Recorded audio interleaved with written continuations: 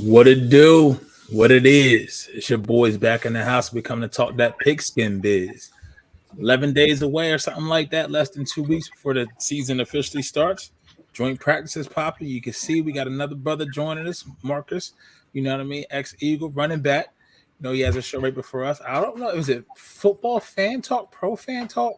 Pro Fan Talk. I used to have a podcast called Pro Fan Perspective. Oh, so PFP with the PFT, a whole lot of acronyms running around with WOF on A2D. Bring that beautiful footage and we'll get into it. That's what's up.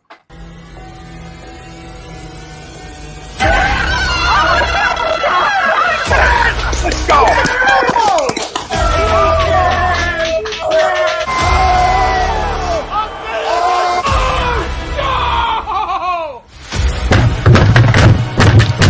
This ain't the fuck like Austin Stinker, he stinks! Oh, shit! He's gone!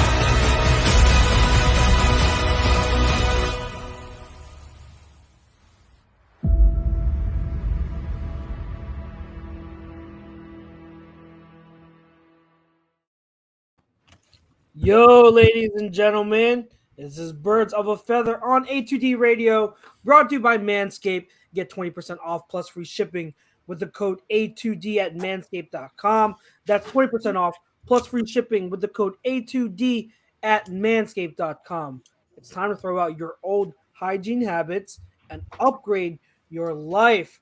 We are live on Facebook, Twitter, YouTube, Instagram, and wherever you download your podcast. So if you're listening to us at home or on your commute or in the shower using Manscaped, we greatly appreciate the support. We've got a very special show for you tonight. We have, like my brother Pete said, on with us, Mr. Markus Thomas from Pro Fan Talk. We've got football, A2D's Football Friday shows. Our football Thursday shows are finally united. What's good, Markus? Thank you for coming on with us. We appreciate it. How you been, man? I've been good, man. Appreciate the opportunity, man, to hang with the fellas, man. Always enjoy time where I can talk football and see what's going on. NFL is the gift that keeps on giving.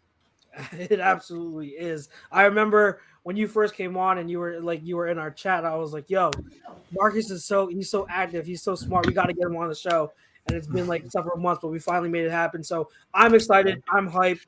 I'm really excited for what we got for tonight's show. And of course, we've got to my left, as usual, Mr. Pete Evans. Well, he went away. Now he's back. There you go. Now he's back again. What's good, bro? Hey, man, can't call it. It's been a staycation week all week, so I can't complain. Anything, any day outside the office where you get paid for it is better than being in the office. Yeah. No offense to my job. I know some people from the job listen, but hey, if you got a chance to not be in there and you can get paid, trust me, you're going to take it. You're going to take it. So, yeah, man, it's another day in paradise. You know, I can't – any day above this, any day on this side of the ground is a go. You got to try to make it a go. Absolutely. So, absolutely. Can't complain. And below me, of course, Mr. Jake Friel. What's good, man? What's up, guys? What's up? Another week closer to football. Yeah. Regular season football, I should say. Oh, I can't wait for it to be here. Of course, as usual, we are going to have Mr. Nate Money Moss on with us in a little bit. And running late is Mr. Pete Young. He will also be on with us. So it's going to be a full house tonight. And so, jam-packed show. And we are going to talk tonight in the first half about breakout players. Eagles breakout players are going to be the first half of the show. Who is going to break out for this team this year in 2022? And then in the second half, we'll take it to a league perspective, and we'll look at the NFL as a whole. What players in the league do we think are going to break out and have huge 2022 seasons? So to kick things off first in our first half, which is brought to you by eXp Realty. If you're looking to buy or sell a home or looking for a change in brokerage or career, contact Alan Foy at exprealty.com. And it's also brought to you by BetUS, the leading online sportsbook, who has been in the market for over 25 years. Bet anywhere in the U.S. on everything. And use the link that we will provide, if I can find it, I'll bring it up later. But use the link for 125% sign up bonus. Our poll question for this evening, gentlemen: Jalen Hurts will be the Eagles' top breakout player in 2022. Agree or disagree? And that poll question is brought to you by All Campus, the home of A2D Rant Booth. All right, Mr. Marcus Thomas, as our special guest, I'm going to let you have the floor first. What do you say to this poll question? I know on your show the past week or so, you've had a lot of good things to say about Jalen Hurts, and you are very high on him. So what do you think? Do you think he is the number one player on this team that is poised and primed for a breakout season in 2022? Yes and no. He wouldn't be my choice. My choice would be actually Kaiser White. Because even as an offensive player, defense wins championships, man. But Jalen Hurts is the obvious answer because everything rides on his shoulders. If he's leveled up throwing the ball, and I don't know if you guys heard my quotes last week. I don't need him to be great. I just need him to be good. Yep. Just get the ball with consistency to the receivers on time. That's it. We can get far in the playoffs with a good quarterback, with a good passing game. And again, just means being consistent. I hope they don't. I hope they limit him to less than 5 carries a game. And when I say carries, I mean called RPOs. I do not want him running the ball. Hand the ball off to the guys we pay to do that and keep him out of harm's way. If he's got to scramble to get himself out of trouble, he can do that. But let's chill with the RPOs and keep him upright. But having said all of that, my breakout guy is going to be Kaiser White. I think he is constantly not being mentioned. He just gets lost in the shuffle of A.J. Browns and the stuff that Jalen's doing and Jordan Davis and all of that kind of stuff. And he's a guy who he led the Chargers in tackles last year.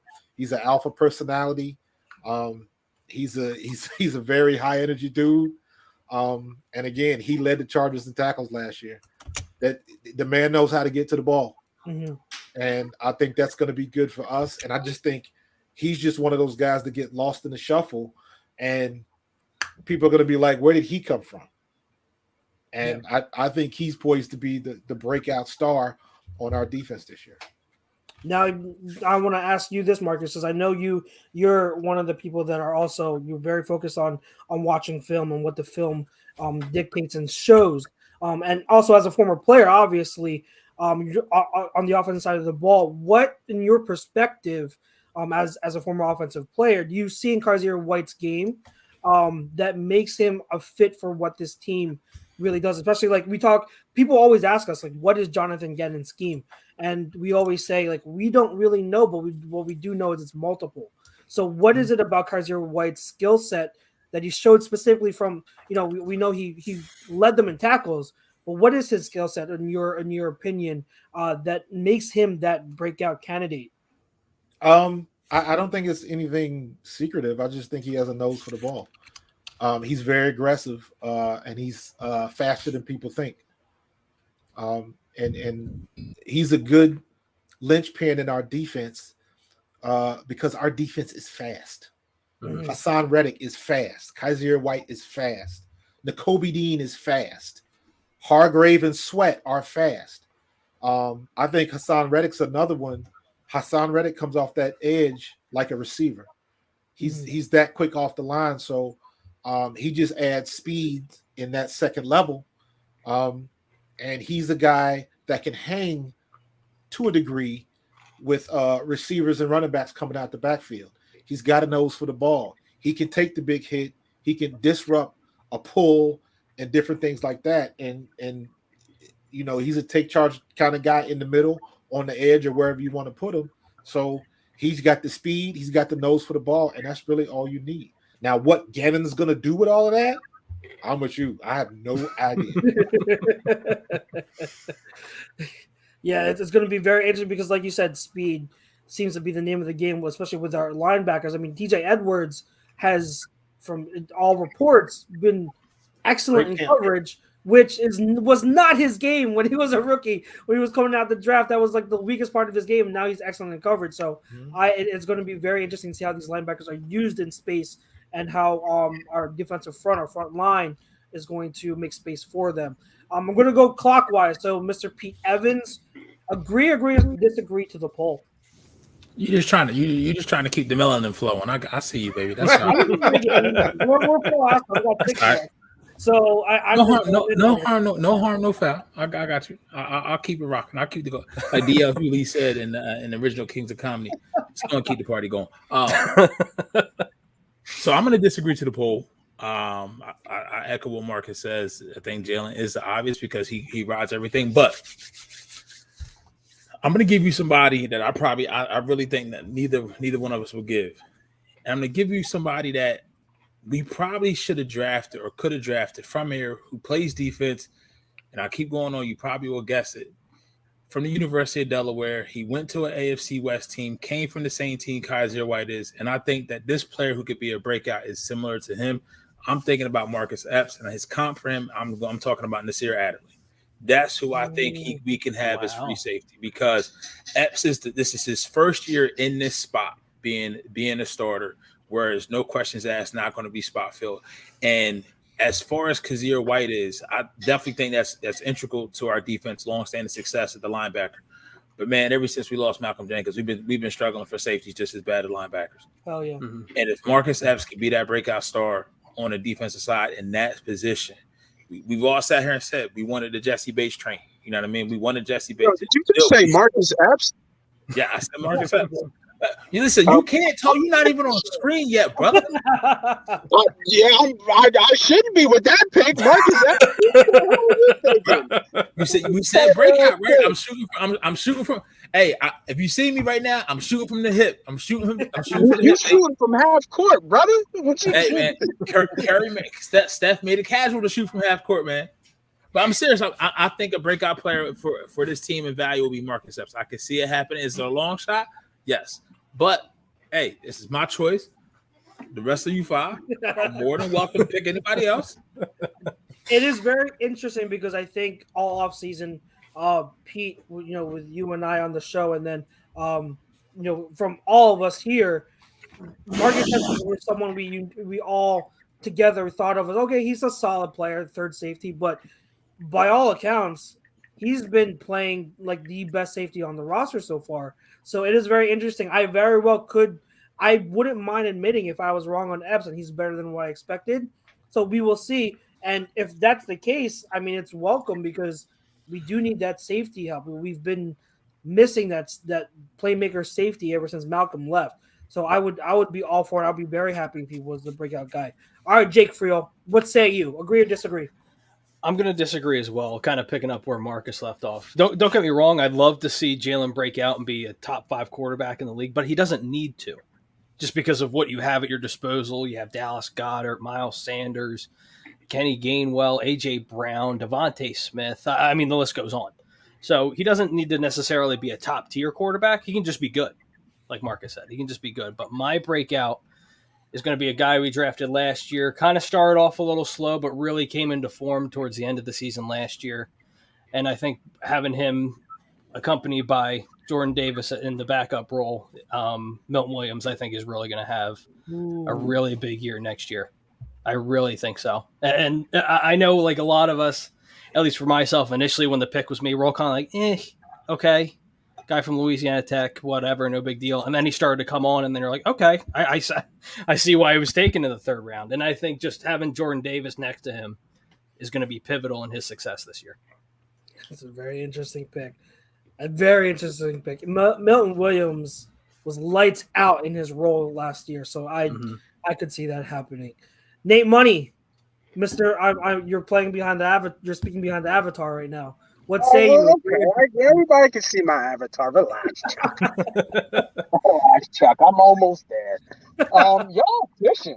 We doing Marcus Epps and Milton. We're talking about role play. You haven't gotten a mind yet. At the end of the day, like, you know what I mean? Like, what are we talking about? Okay. And I am not a Jalen Hurts fan. I haven't been a Jalen Hurts fan since he got in the league. So, but I'm going to agree to the poll. And I'm going to tell you why. It's for everything opposite of Jake said.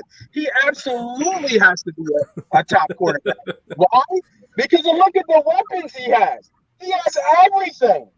And from receiver to tight end to offensive line. I want to say running back, but you know how I feel about Miles. Miles Sanders out here, always on the sideline with some damn Sanders. So I absolutely agree to this call. Jalen Hurts, there's nobody bigger. And I think it's almost like too obvious. You want to kind of like skip over it, but it's absolutely obvious that Jalen Hurts needs to be the breakout star for this football team. He was mediocre at best last year. They only won because they decided to shift to the run game, which was his strength, and then the whole offensive line strength and the whole team strength. And they followed that train through. But just like Marcus said earlier, I don't want him running the ball.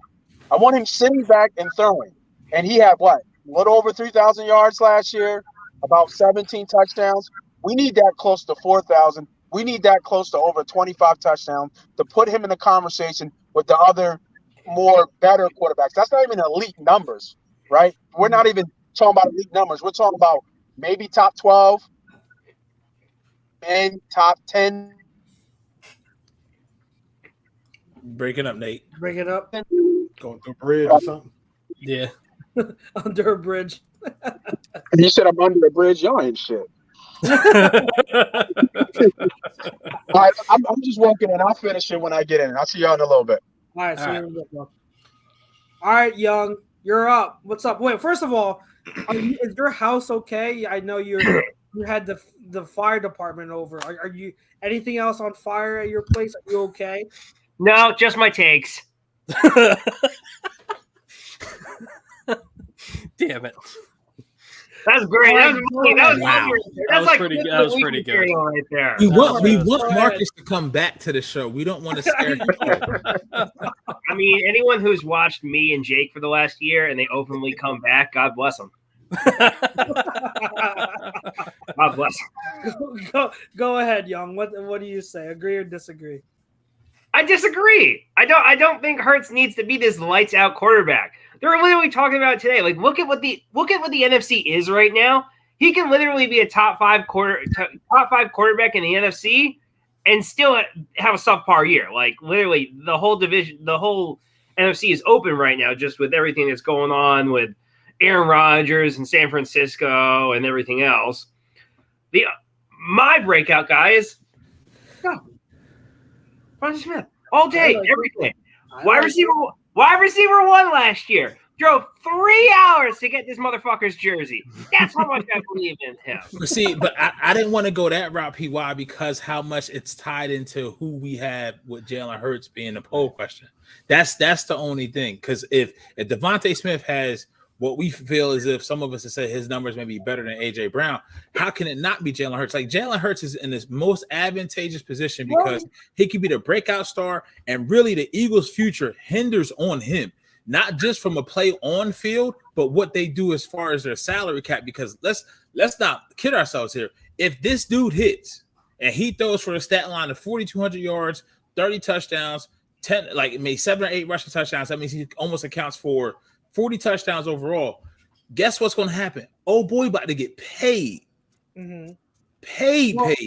So 25, and I'm good. That's my number with him this year. Give me 25 touchdowns and 7 or 8 rushing touchdowns. I'm Gucci. Hey, 4,200 yards passing is only 250 yards average. Yeah, cool. I'm Gucci. I'm good with that. That's real. That's realistic. It's not bad. It's not it's crazy. definitely possible. Stats were last year. Look at what his stats were last year. He was throwing for the first half of the season. He was throwing the fucking Greg Ward, and fucking Jalen Reagor. Come on now. Now, to kind of, and it's not often that Pete and I agree, but yes. To his point, I do think you can have a receiver or a offensive skill position player as the breakout guy. Okay. Without having to say that Hurts is more of a breakout. It's Hurts will always be more important, and that's fine. Mm-hmm. But this is talking about who's going to break out. Which one is the most likely to break out? And so, to me, I disagree to the poll. My pick, who you can say kind of it's chalk because he's been here now for a while, but I honestly think it's Dallas Goedert. I honestly For a second, I think, thought you were about to say Jalen Rager. No I thought I was lie. going to say Miles. no. Lie. I think that it's Dallas. I think the attention so much right now is on AJ Brown, and then behind him, the attention is on Devontae Smith for good reason. And like they are going to be integral parts of our offense.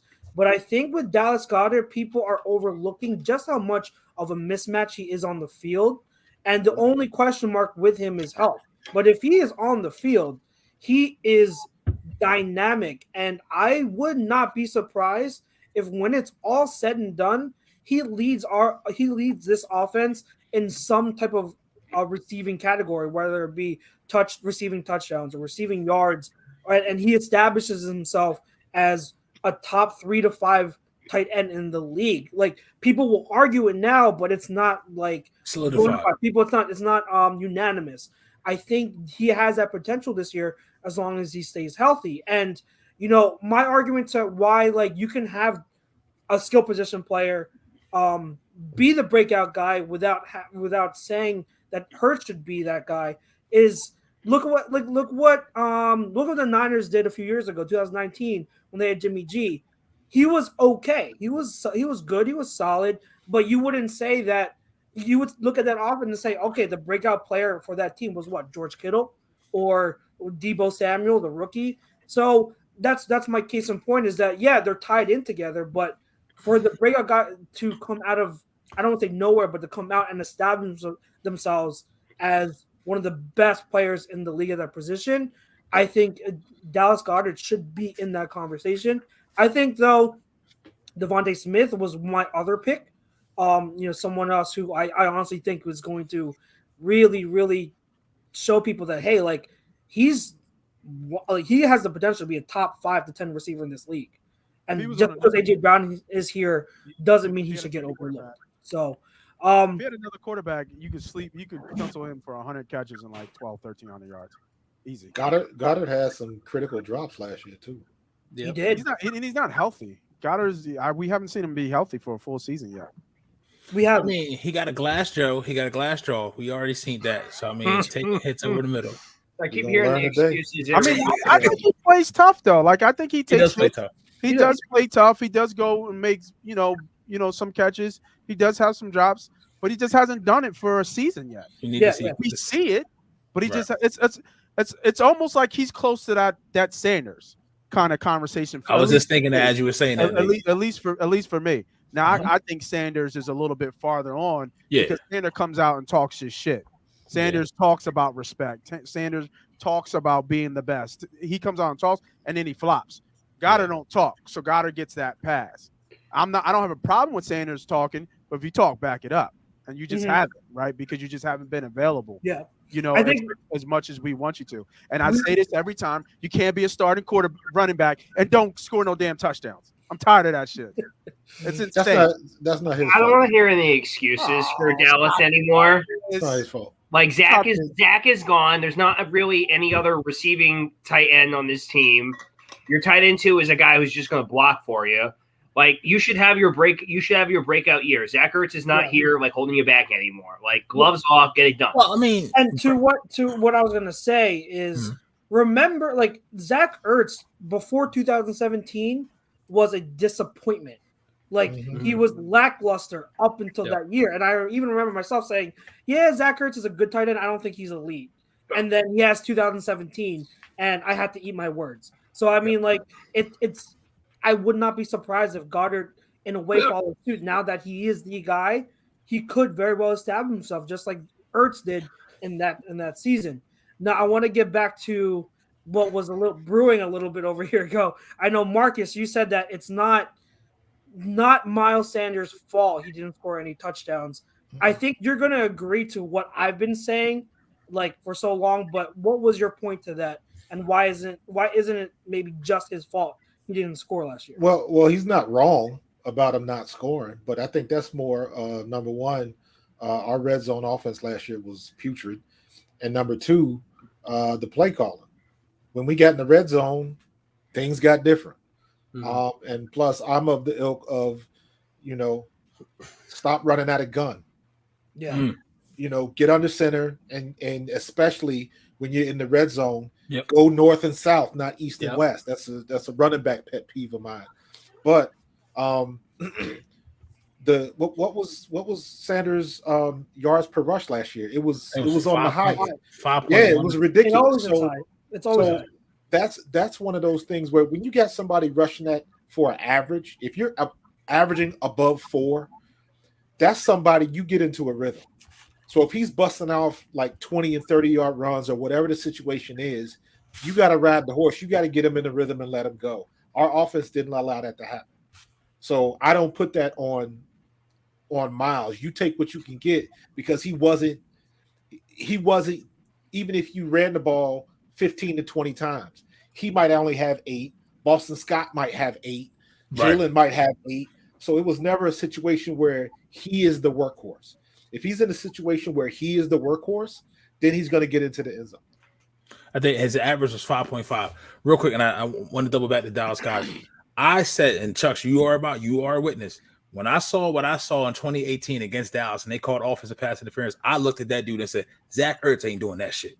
Yeah, he not absorbing a hit and running 60 or 70. I said that ain't it.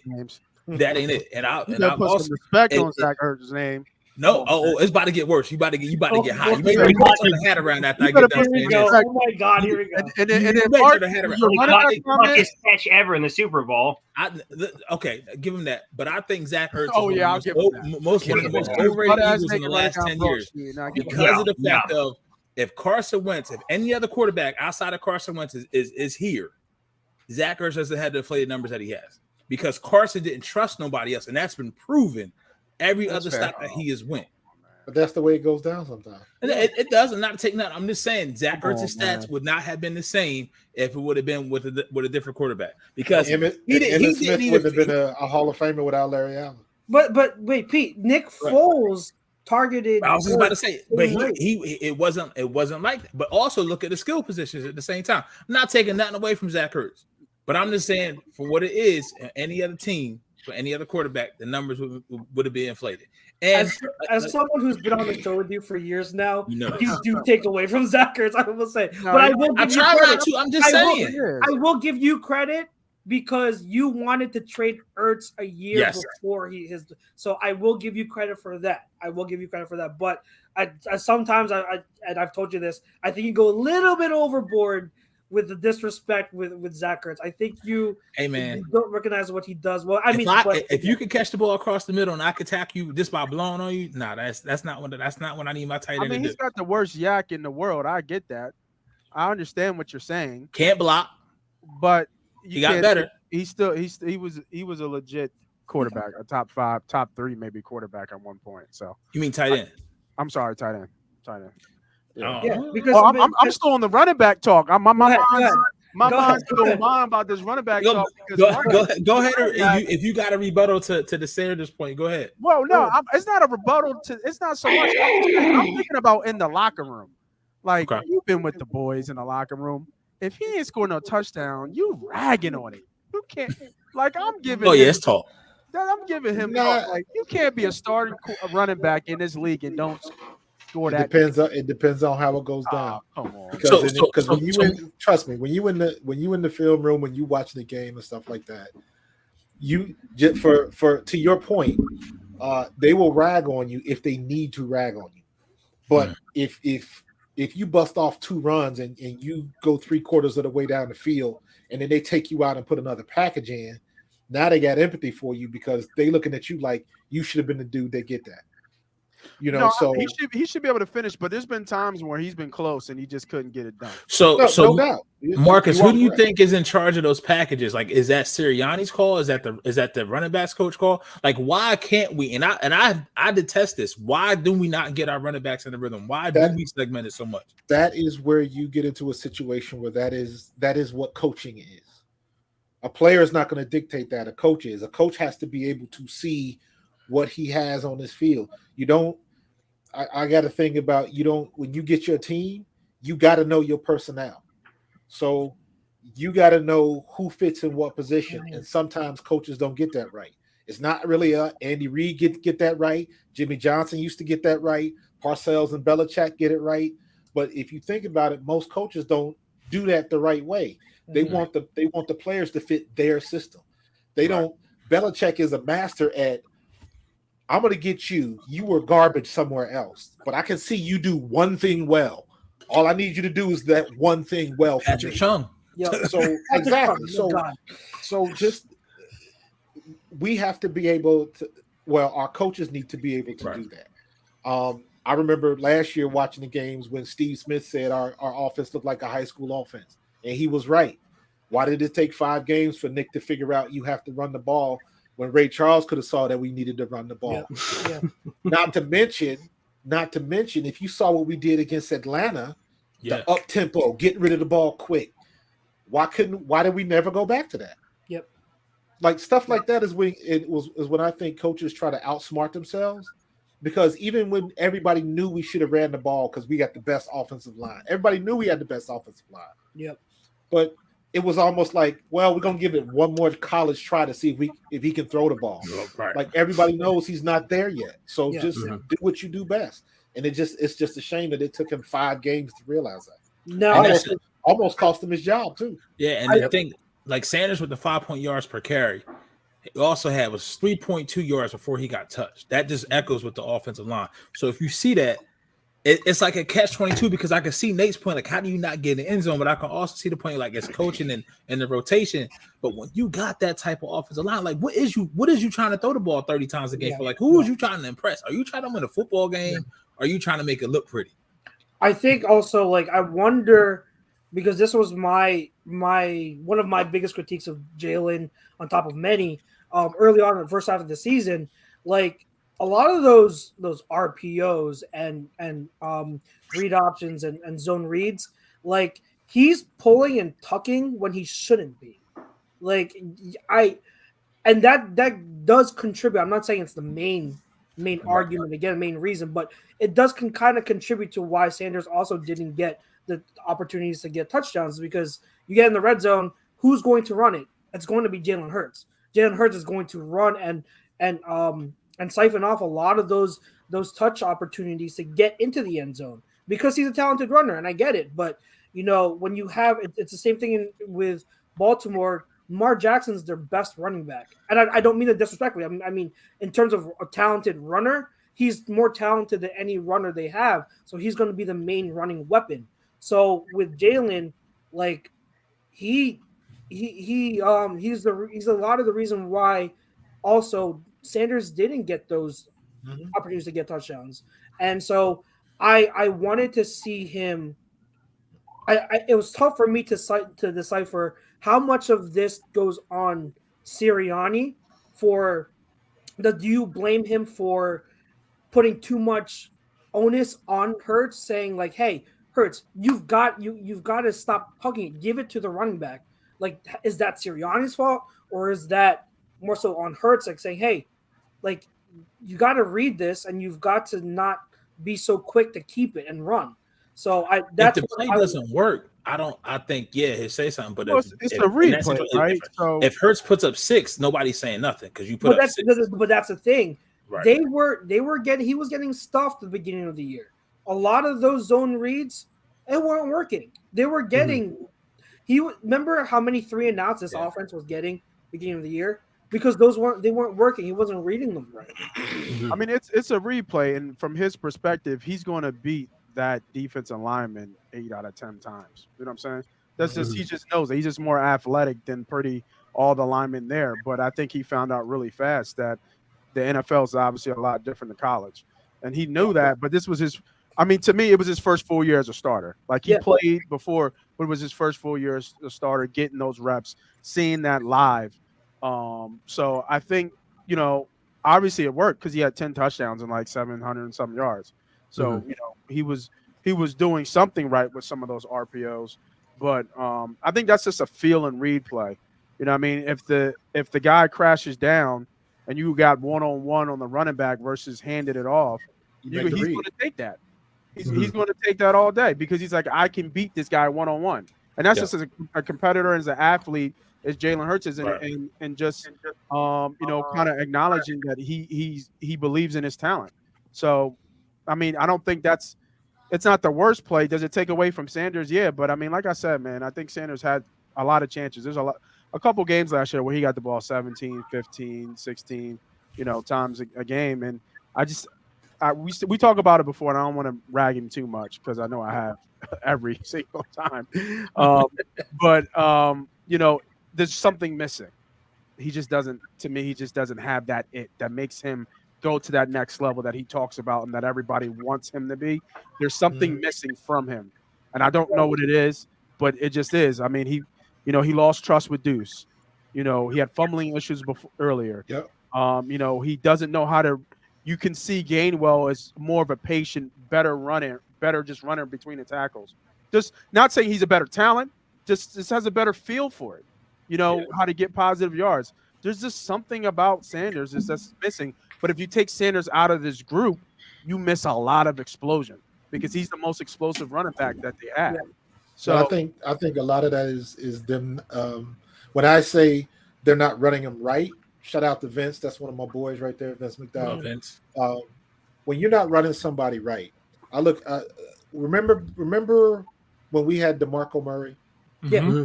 And we kept trying to run DeMarco Murray out East of and pistol West. and shotgun. Oh God! Yeah. And the game they put him behind the center, he went for like crazy. 60 Against the Giants. Yep.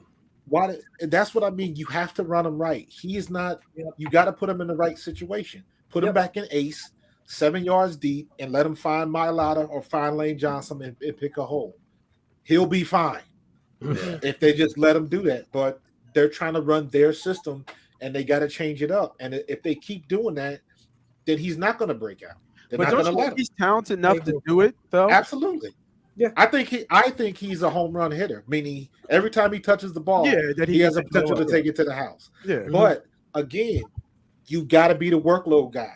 You got to be the guy in there he's got to get 10 to 15 touches. It can't be 10 to 15 rushes for the committee. Miles Sanders needs to get at least 10 to 15 touches per game.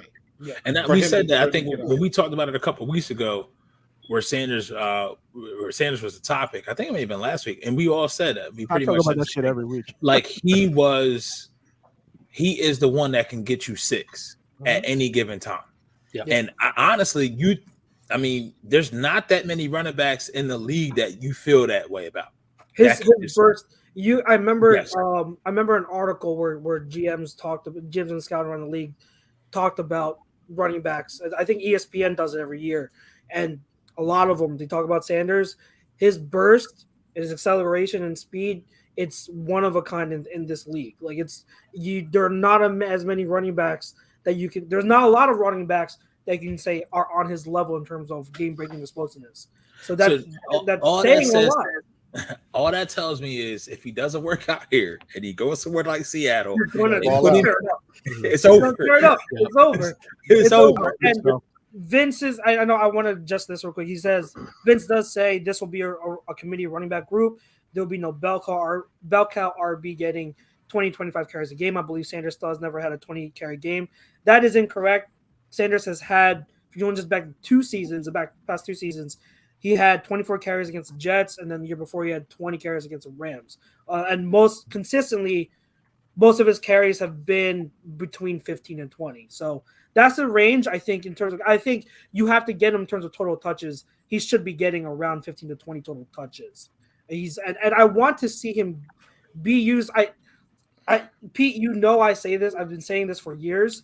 I need to see more pony package. I need to see more 21 personnel on it's the not field. enough of it. There's not enough of it. Like whenever we use that, even going back to the Doug Peterson regime, whenever we use that, we've had a good amount of success. I need to see more of it because these Gainwell and Sanders, they are dynamic in different ways, and there are ways you can exploit mismatches with both of them. I wish we would use that more. But we didn't even go in motion last year, so it's crazy. It's absolutely crazy. It's crazy. Because Hurts wasn't ready for that. No, he was ready. He was ready for that. He was ready to They did it at Oklahoma. I didn't think he could read the field that good last year. I don't buy that at all. And to me, that is on because that's what a coach is supposed to do. Because in my opinion, there have been a lot of other quarterbacks that were worse than Jalen Hurts that have had more success throwing the ball. And why is that? Who? I don't know.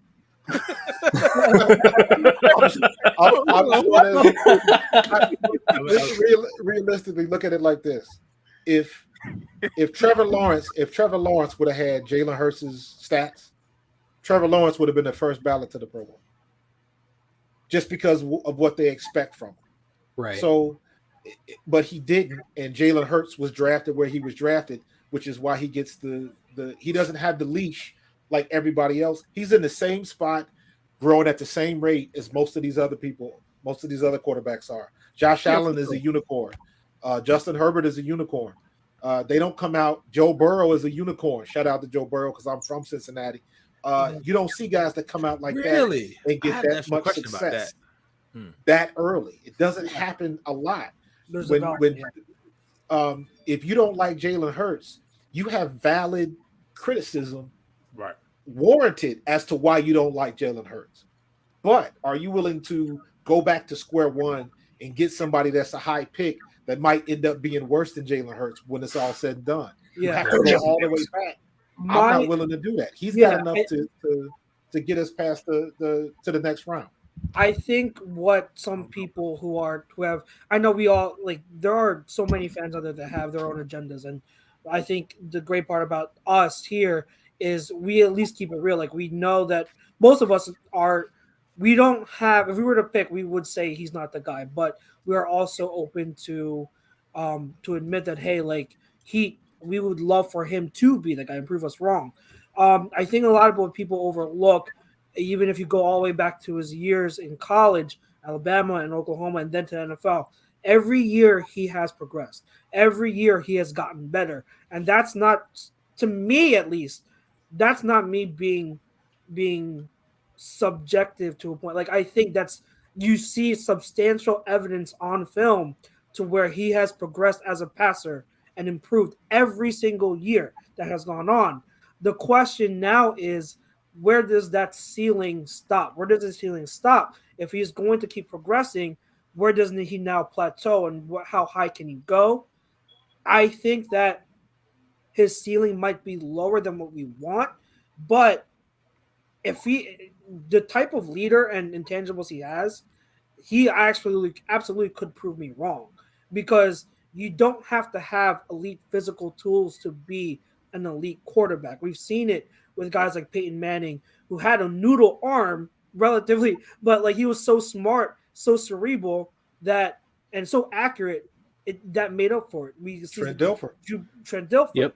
Drew Brees, who, again, not the strongest arm, but because he was so cerebral and accurate, made up for it. Out of the three you just named, you just talked about two special. I'm just saying, because they're the first one to come to my mind, but there are examples. Of course, they're special.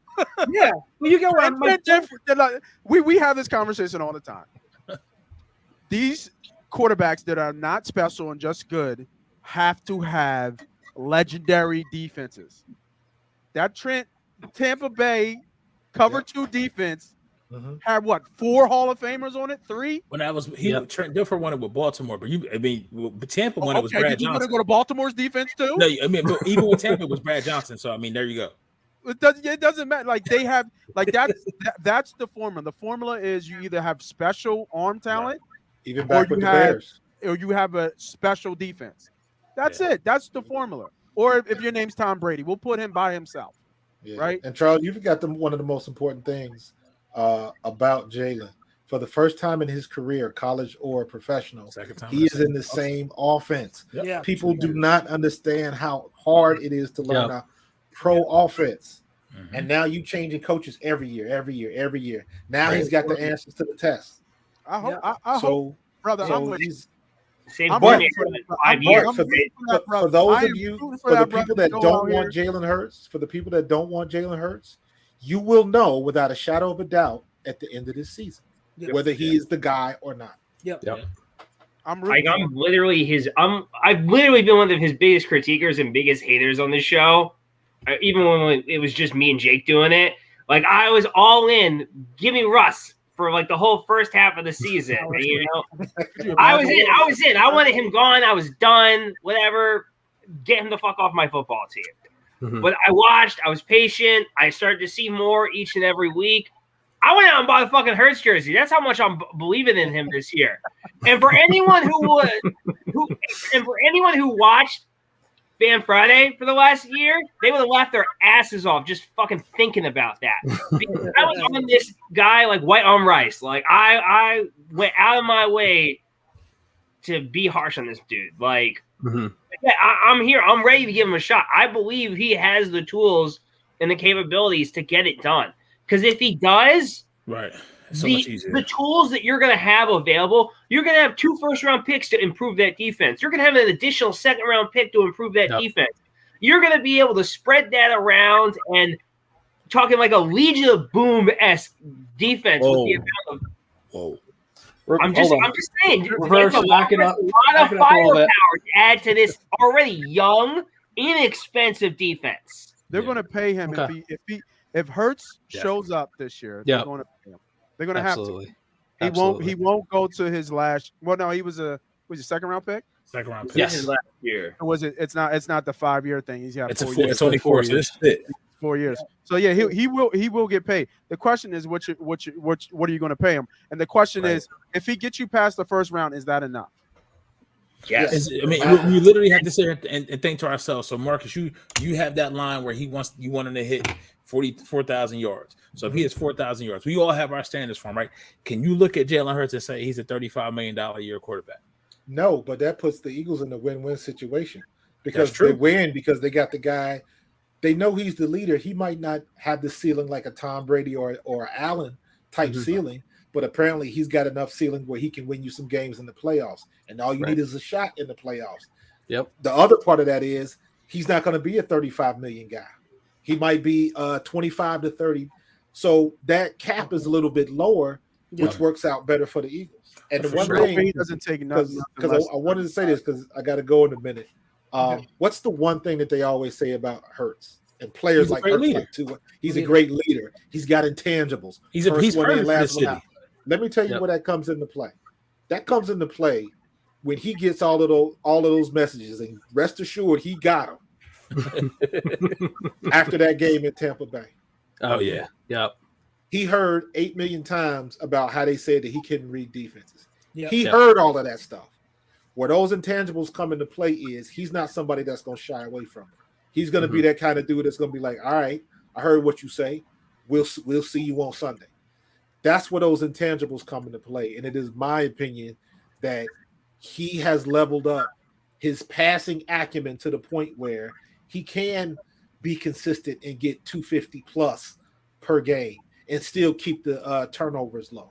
I think if he can do that, he'll take us to the second, possibly third round in the playoffs and possibly playing for a division title. We have the roster to do it. Absolutely. Yeah, absolutely. It sounds good. It does. It sounds good. But we'll see. But that's the thing. He's earned his chance to prove everybody wrong. If he doesn't, then there'll be a whole bunch of I told you so's. If he does, there'll be even more I told you so's. But at least he's earned his shot to say, I'm gonna show you what I can do. And if he's not the guy, well, no, he ain't the guy. Yeah, I don't think I would say I would told you so. I mean, our eyes are telling us what we already know. So I wouldn't try to beat him down, right? Like I wouldn't try to beat him down. But I mean, like I said, it sounds good, but I don't think all that is going to make you see the defense better. I think you either have it or you don't. Like I think that's something. Like I don't know if that is something you can teach. Yes, it is. Look at Josh Allen his first couple Look at Patrick Mahomes. Josh Allen they were trying to get out of Buffalo for the same exact reason. Patrick Mahomes' first 2 years he couldn't hit a mirror in the bathroom. Yeah, couldn't read a defense. Josh Allen is a unicorn. No, yeah, but he took him to his fourth year. But he got it up here now. Him a unicorn, Peter. Yeah. That arm, but now, we got to see with him too because now Dable gone. We got to see what Ken Dorsey's going to do. You can learn how to read a defense as a quarterback. Marcus, before you go, kind of hinting at that, along those lines. I want to backtrack just a little bit. You mentioned motion, how we didn't use a lot of motion. Mhm. So, as a former player, can you break down for all the listeners, like what are the benefits of motion in the offense from a quarterback's perspective? What do you gain by using motion in terms of reading the defense? And then what do you gain by not using motion? Because we know guys like Peyton Manning hated motion. He hated motion. So what are the benefits, the pros and cons of both? And why should this offense use a little bit more to get us more balanced? Interesting. Peyton Manning hated motion, but he used it. Two things. Number one, and the most obvious, using motion will let the quarterback see if they're in man-to-man. And number two, based on how it flows, how they shift or do not shift, will set up your matchups. Now, when you can see your matchups, where's the mismatch?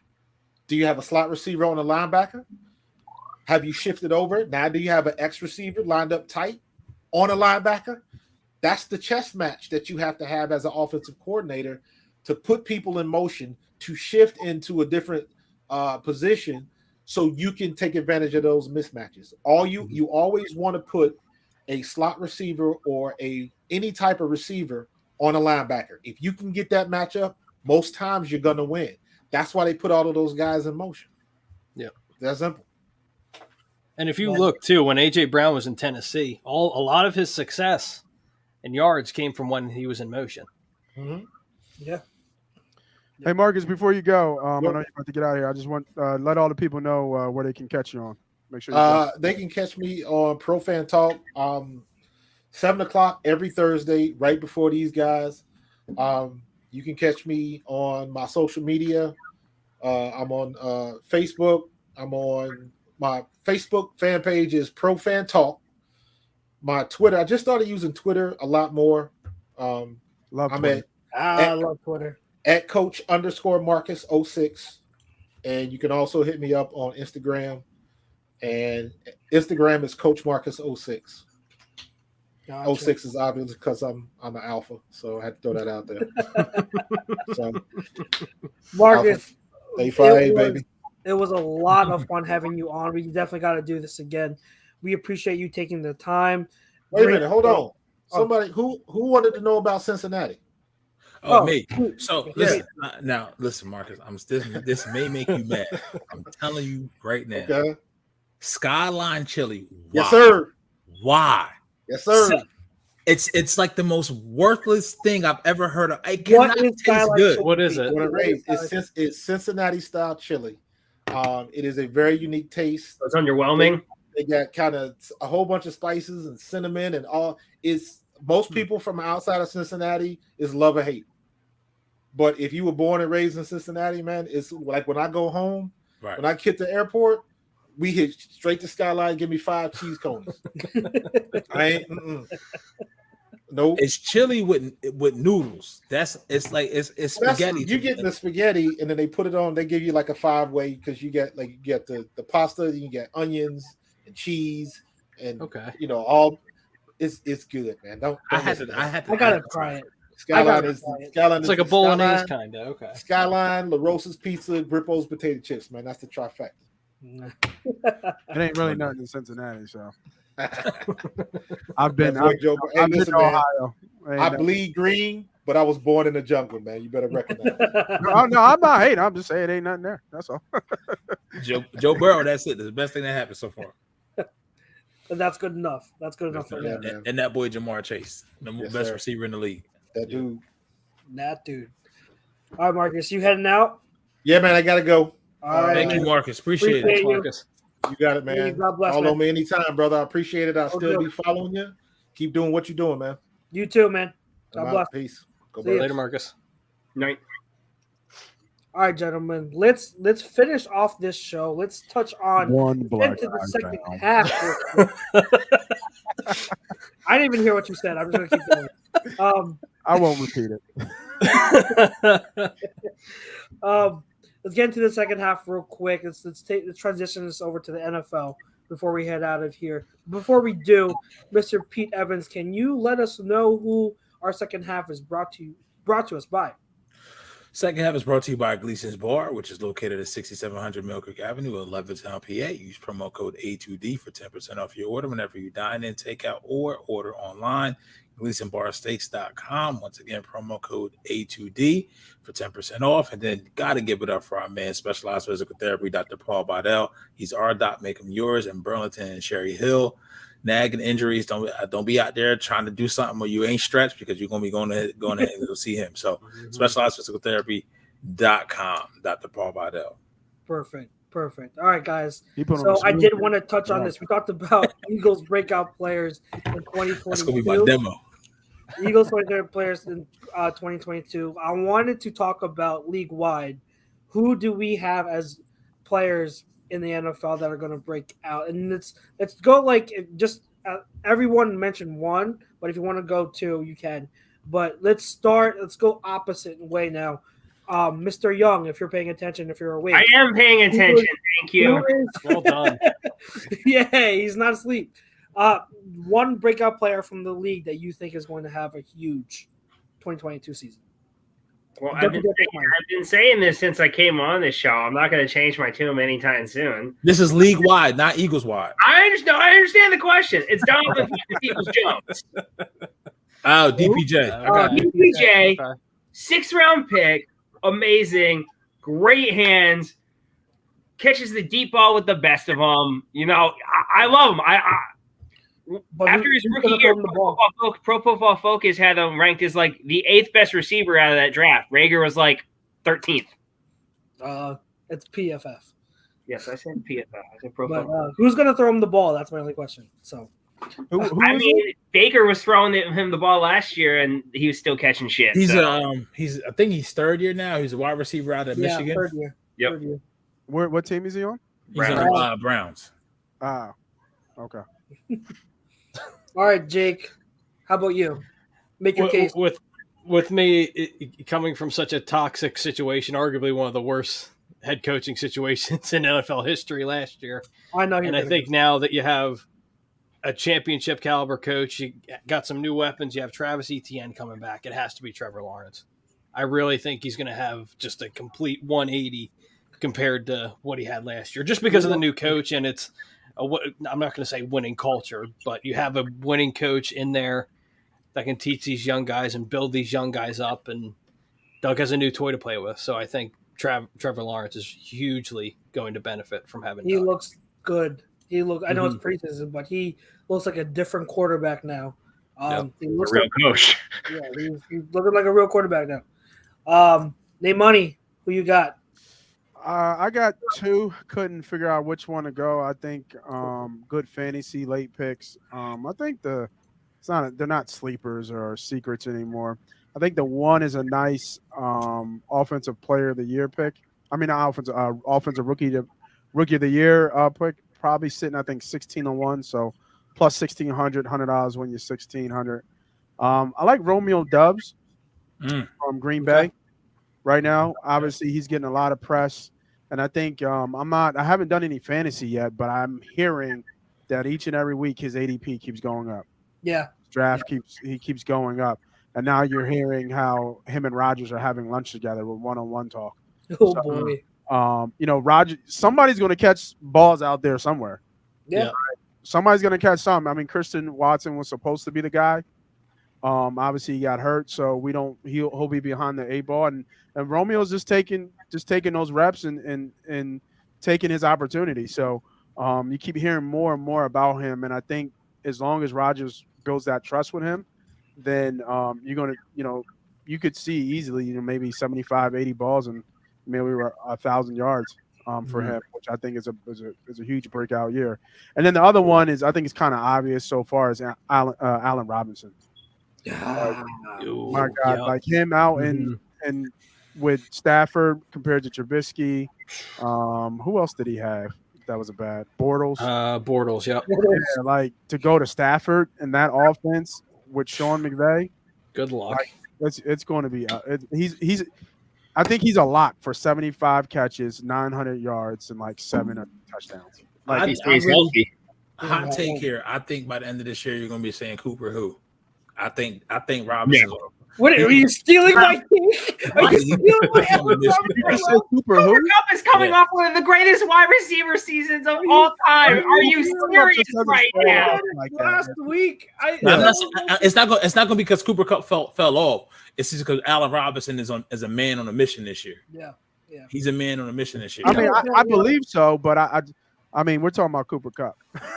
He's still gonna get his, but he's not gonna have the year he had last year. Bro, you can pitch a Cooper Kupp in for 100 catches and 1,100 yards, easy. I don't think people make someone realize. disappear. I still ain't taking them over the guy turning water into wine. Like, come on now. People fully appreciate or realize just how talented Allen Robinson is because he's played with horrible play callers. Horrible play callers. I think he's always been massively underrated, and I even underrated him too years ago. But when you start really studying his game, bro, like he is one of the most talented receivers in the league, and I'm very excited for him to play with an actual QB. So I'm right there with you, Nate. I think that's a really great pick, and it's tough to say breakout because we all know he's known around the league.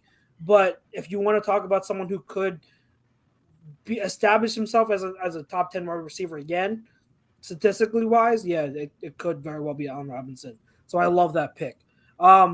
Pete Evans, what you got? I'm going to give you one. It's going to sound crazy because when we laughed at the contract when he got it, he's definitely right now getting overpaid. But I think Christian Kirk's going to have a breakout year this year. You think so? Okay. Because with Dougie P, Trevor Lawrence, we know how Doug likes to use his wide receivers, and I think Christian Kirk fits that mold, and he's the wide receiver one there. I mean, is it still going to be enough to live up to that? But it would be enough to get him in the top 15 wide receiver conversation because he's getting top 15 wide receiver money. I think it will be. Okay, it's very interesting. He's gonna have to be because if he's gonna live up to that contract, he has a lot of pressure on him. So, but at least he's got like phenomenal quarterback throwing him the ball and a great coach behind him. So, I could see it. For mine, you guys know how much I love Mr. Deebo Samuel. I've been harping on him since. Don't you about to pick my boy? Year, right? Since his draft year, I've been harping on him. I love him. He's one of my favorite players in the league. Okay, but Pete, you know what have I said? What have I said along with you when it comes to being just a pure wide receiver? Oh man, who is more talented than Deebo as a pure wide receiver? Who is it? Brandon Ayuk. Absolutely, bro. That boy is a fucking monster. Man. Brandon Ayuk is going to go on an absolute tear this season. Now that he starts training camp and preseason out of Kyle Shanahan's doghouse. Yep. And what's crazy is I finally found out what happened last year. So apparently because of the COVID year, remember his rookie year, Ayuk's rookie year was the COVID year. No fans at the games, all that, right? So that offseason where you usually have the second-year players get into it like a conditioning regimen with the team and get into shape. Ayuk didn't have that. He came into training camp out of shape. Kyle Shanahan was pissed. So it took him weeks to get up to speed, to get in shape to where Kyle trusted him again. But second half of the year, as a receiver, when it comes to receiving production, they don't beat Dallas without him. Brandon Ayuk, as a receiver, outproduced Deebo. Now you get what? You get Trey Lance. And what does Trey Lance do over Jimmy G? He throws the deep ball. Yep. What is Brandon Ayuk? One of his best attributes is going deep. He is. Yep. I know. Jake and P. I know we follow Brett Coleman. Brett Coleman comped his style to Devontae Adams, which is actually I'd never heard that comp before. Really? That is the real. It though. That is you remember the play in the fourth quarter against Dallas in a wild card round where he shook Trayvon Diggs out his fucking lost him. If you're watching the Cowboys camp right now, it's not that hard. Brandon Ayuk, I'm telling you, by the end of the year, the 49ers could, and Eagles fans can get mad at me all they want. The Niners could very well establish themselves as having the best wide receiver duo in the league with Debo and Brandon. And Ayuk. they're different. They're so different. And they're different. Ayuk is going to be an absolute monster. He is my number one pick for my breakout player in 2022. I love both of those guys. Both of the guys are so talented. He's one again, like when we had that draft year, he's one of the guys that I would have absolutely loved to take. And he went to the Niners. Like, remember, Kyle Shanahan, he's a wide receiver guy. He's that's his number one position. Really? He was ready to draft Brandon Ayuk in the spot where they drafted Javon Kinlaw, which is like the middle of the first round. But he was persuaded not to, and they persuaded to wait, and then he traded back into the end of the first round to get Ayuk.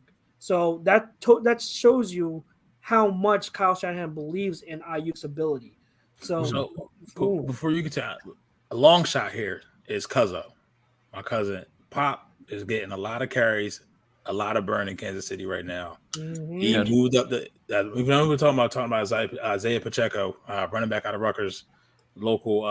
They got drafted. Is he undrafted free? No, he got drafted by Kansas City. I'm sorry, he was drafted by Kansas City in the late round. He is now the third string quarterback, only behind CEH and Jerick McKinnon. Running back. But I'm sorry, running back. But he will be two. He will be two. He will be two. He will be two. Very, very, very soon. Yeah, so, he will be two. He is and two. If CEH goes down, watch out. Just because Tyreek Hill is not in number 10 doesn't mean it's not a person with some burners in it. Mm-hmm. That's the number he got. He has Tyreek's old number. So I was gonna say that I love that he's wearing number 10. I love it. And for a running back, I think he has 10 carries, 52 yards right now in this game with a long carry of 18 yards. Good. I forgot they were playing tonight. Yeah. What do we think of Trey Sermon possibly being a possibility? Because he's on the outs right now. He was pop. I want him to be traded. Yes. I need him to go to a team where he has a chance. He's not going to succeed there anymore. I mean, you have Kyle, who's they have TDP who they're drafted in the third round, but they have an undrafted guy, Jordan Mason, who could overtake TDP as the RB2. Yep. So like Trey Sermon just doesn't have. He's not a fit in that scheme right now. He's just not. Mm-hmm. He doesn't run wide zone or outside zone well. He's an interior player. He needs to run a lot of inside zone, inside split zone, gap plays on the interior, trap plays. That's his forte coming out of Ohio State, and they don't do that enough. So I want to see him traded. I want to see Trey Sermon traded because I think he's a very talented running back. Wow, he's only 23 too. Wow, I didn't realize how young he was. Brian Swope says Brian Robinson. Yo, he's in Washington. Brian Robinson is going to be the best running back in Washington because I think Antonio Gibson, who I was high on before, returning kicks now. Did you see that? He's returning kicks. What happened? Because Gibson had a really good second half of his rookie year, but after that he plateaued and he had fumbling issues. That bitch won me so much money in that Thanksgiving game against Dallas his rookie year. Oh my god! I did a film breakdown video on it. And he was progressing really well, but after that he plateaued, and you have Robinson, who is just more reliable, very reliable as a running back, and he's all around. I mean, he's a good receiver, he has good feed, he's just a good running back, and I think he's going to be the RB1 there. But when it's all said and done, I think Gibson is going to take a back seat to him. I think he should still have a role. I think it would be smart to use him as a receiver in space because that's what he did at Memphis. He was a slot receiver and then converted to running back. Right. I'm telling you, Brian Robinson, if you have your fantasy draft still coming up, and Brian Robinson is a late round choice there, I'm telling you, take Brian Robinson. The second they drafted him, I'm like, yeah, Gibson's days are numbered. Yeah. And he doesn't have a lot of tread. You know what I mean? So my first draft is this Sunday. So I have 3 drafts in a period of 7 days. Brian says, "Why do you keep looking up?" If he's referring to, he's talking to you. Or if he's referring to me, I'm looking at depth charts over here. Oh, I'm looking at the TV. I'm watching the game at the same time. But he does ask all of us before we had our last thing, who will be your guys' rookie of the year? I don't need to say who I picked for rookie of the year. You guys know. You guys know who I think is going to be rookie of the year. So go ahead. You guys can say who you. I forgot. Remind me. Ken Walker, baby. Okay. Kenneth Walker. Kenneth Walker the third, baby. He'll be healthy. He'll be fine. He's going to overtake Rashad Penny. He's my pick for Rookie of the Year. Okay. I'm gonna go with he was almost my breakout. If he wins this award, he'll definitely. But I'm gonna go Desmond Ridder. I think he'll be the number 1 QB in Atlanta. I like him a lot. I really do. I like him a lot. Mariota's playing well though. But it's Mariota. How long Right. before he gets I- hurt? For how long? Yeah, I don't know. I'm just saying he's playing well. That's all I'm saying. Mhm.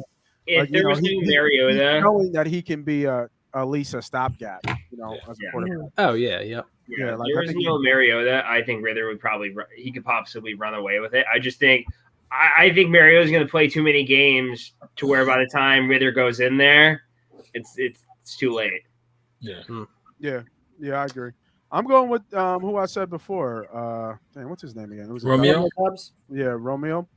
I'm Okay. sticking with that. I got money on it. Romeo. Where out that Romeo? I got money on that guy winning Rookie of the Year. So Did you put the whole Franklin down on him, or you just put like? of course, who doesn't put the whole Franklin down? Man, I know some people. I still get calls like, "What does plus 1,600 mean?" I'm like, oh my god. Tell them to go to on Sundays, Money Pop Podcast. Tell them what it's about. It's a betting show that teaches you how to bet, and we win. Like, I don't know if you. No, actually, I know Jake has won money.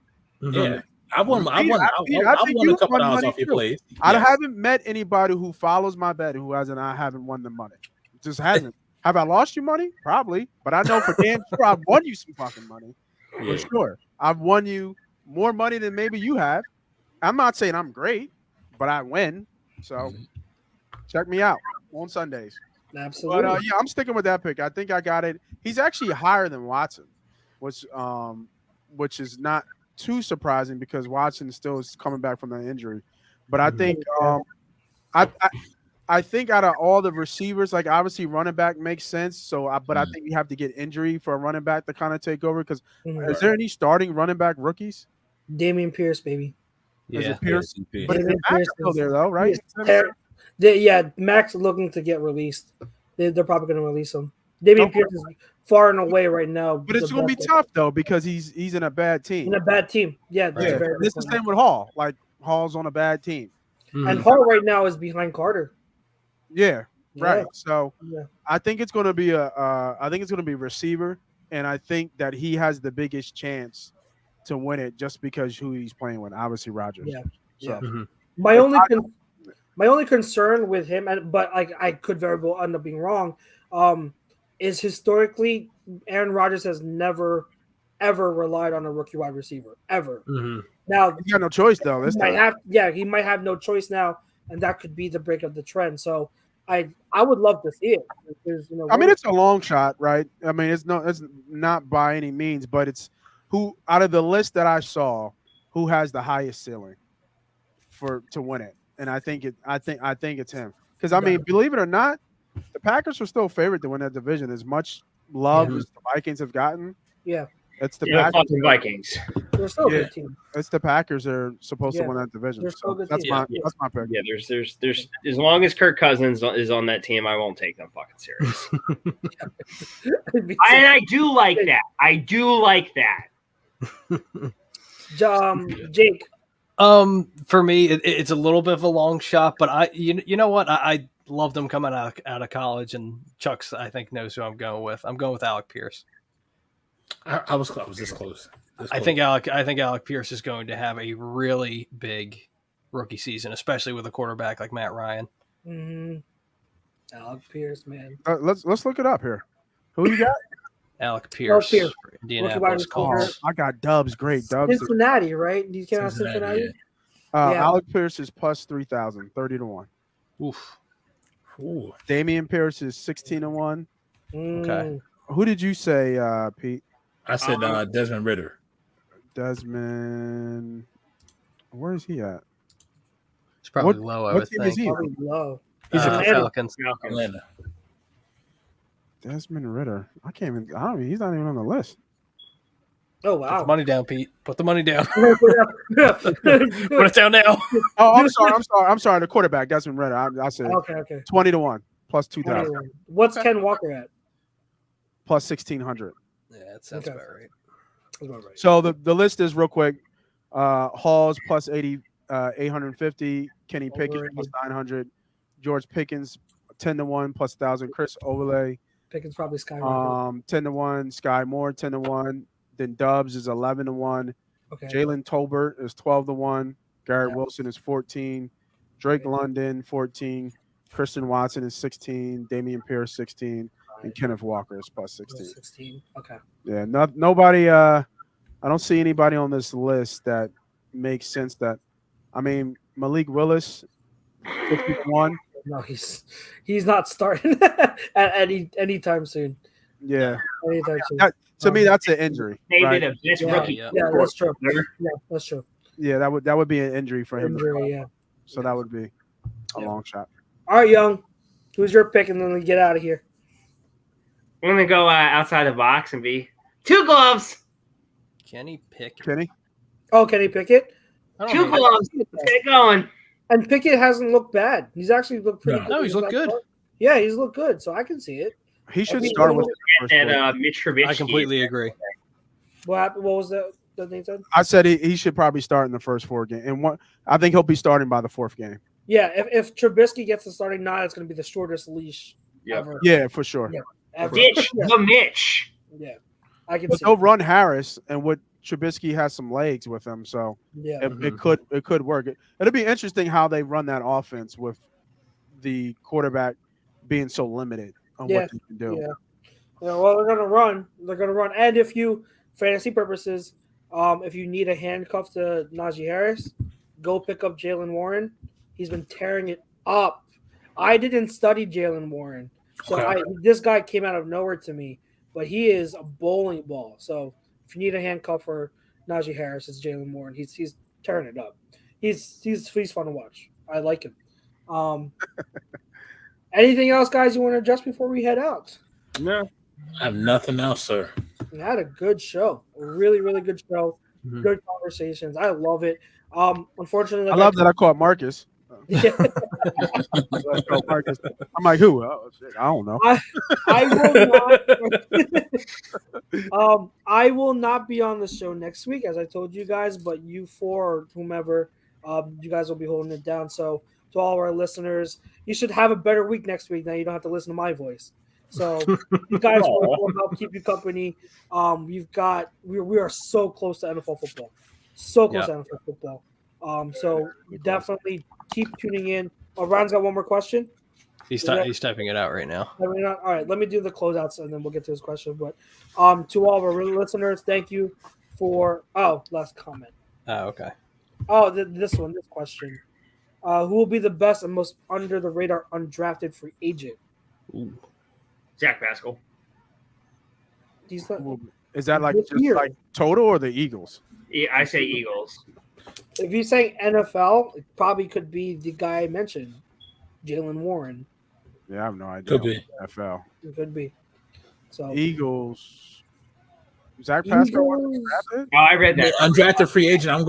If it's the Eagles, I'm going Kennedy Brooks. Kenny Brooks or Josh Joby. He said league Josh wide. Joby, yeah. League wide, yeah. Oh, that's My tough. pick will be Jalen Warren as the handcuff to Najee. Because if they're going to run a lot, Najee's going to have to get spelled. He's going to have to someone's going to have to get a good amount of carries, though. I think Jalen Warren. I give you an Eagle. Good. That I think is flashed just a little bit, and knock on wood, we don't have any injuries, but you know how this league is. Jobs. Yeah. Corner. Oh, Joby. Josh Yep. Joby. Oh, Yeah. Joby. Yeah. Last name, I'm sorry. Yeah, Josh Joby. Yeah. Joby, yeah. Good. I think he's got some tools. Yeah. I think you know what I mean, he kind of his build reminds me of